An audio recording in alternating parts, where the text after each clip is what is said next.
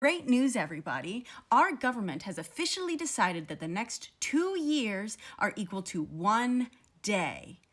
I wish I were kidding. That's right. Turns out their pursuit of absolute power isn't limited by the confines of time and space. No, we've gone full man in the high castle. Congress controls time now. Super. And don't you worry, because as ridiculous as this sounds, it's actually very, very terrifying. So what happened? As you may know, in recent days, several tariffs have been sprinkled about.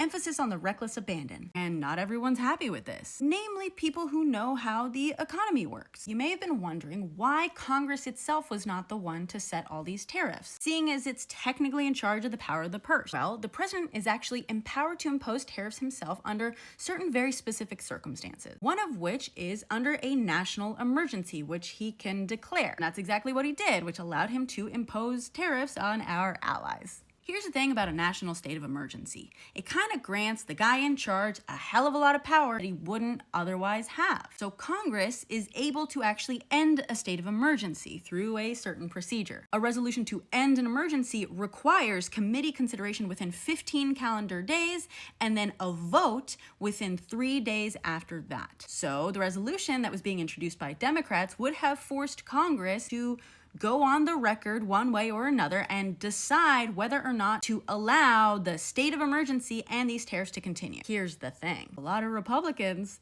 know what tariffs do. And a lot of Republicans know that they're not popular and are about to get even less so. These Republicans were stuck because they don't want to strip away dear leaders' powers, but they also don't want to be held responsible for everything they're allowing and helping to happen. They don't want to get blamed for everything that's their fault. So what did they do instead of voting yes or no to end the national emergency and therefore the tariffs? That's right.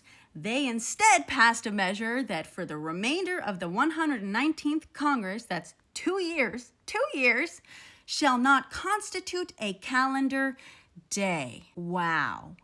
Such integrity. I know what you're wondering. Does this mean that we still have a tax day in the next couple of years? Unfortunately, yes, because they were very specific in their language, and this only pertains to the national emergency. After all, we wouldn't want them to get paid for a single calendar day's worth of work after 2 years, would we? Ironic, considering this was specifically done so they could avoid doing their job. They're just using their father time powers to overrule the system of checks and balances and empower authoritarianism, a GOP classic. Personally, if this is possible, I'd love to know if anyone's preparing for them to try to father time it again on the issue of elected official term lengths. Is anyone asking the question?